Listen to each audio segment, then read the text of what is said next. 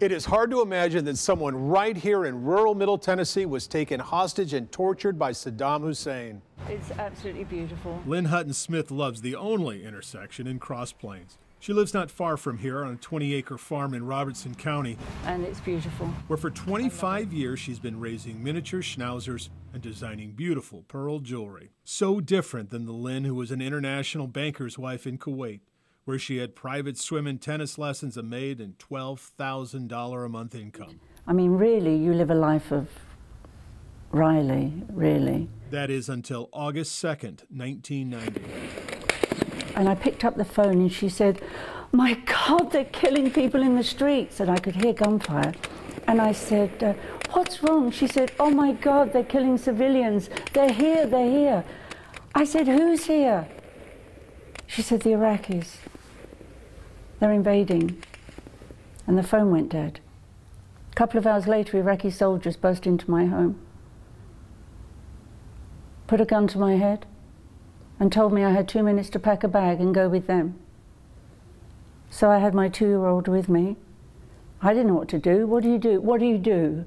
What do you do? Saddam Hussein had taken 47 hostages and put them on a bus, including Lynne and her 2-year-old baby Claudia, who had a hole in her heart and serious health issues. They asked us for our passports and they had trash bags. Now, as you know, if you see your passport going into a trash bag, or your ID, everything is going. So they were laughing and joking, and they came to pick up the passports. And then they told us to get out of the bus, and they lined us up in a firing squad.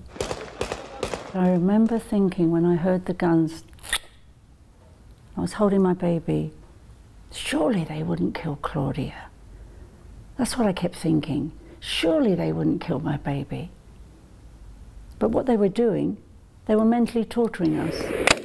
From there to a secret military facility where many of the hostages were raped. Lynne was spared, she believes, because she was with her 2-year-old Claudia. But Claudia was very sick. Lynne thought she might be dying, and so she dared approach her guard.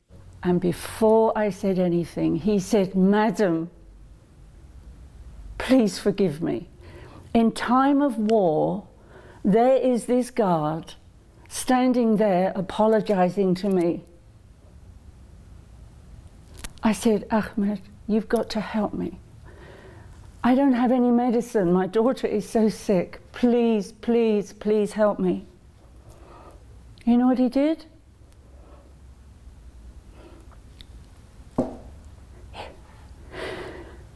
He left the camp for 3 days, and then he came back with a bottle of amoxicillin for me. Do not tell me they're all bad.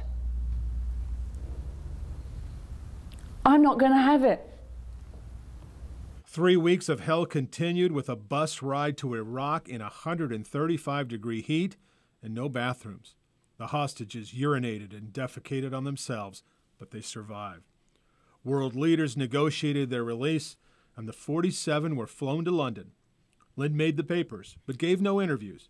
She nearly drank herself to death. Her husband did drink himself to death, financially ruined and burdened by guilt. The Lord brought me home. But Lynne became a Christian, stopped drinking, and moved to Cross Plains. Lynne's daughter Claudia is a missionary and mom, and married a Brentwood pastor. Heartbreaking. Her story is still hard for her to tell, but she will tell it to any soldier she meets. She wants to affirm their sacrifice. But one time in her jewelry shop, it was one of those soldiers that surprised Lynne. And all of a sudden he said, "Now I know who I'm going to give the key to." Saddam Hussein's jail cell key. He locked him up before he went to hell. Lynne has always dreamed of gratefully telling her story on Fort Campbell. Somehow she's been unable to make that happen. Maybe somebody with some pull can get this remarkable woman on post. I'm Dennis Ferrier, Fox 17 News.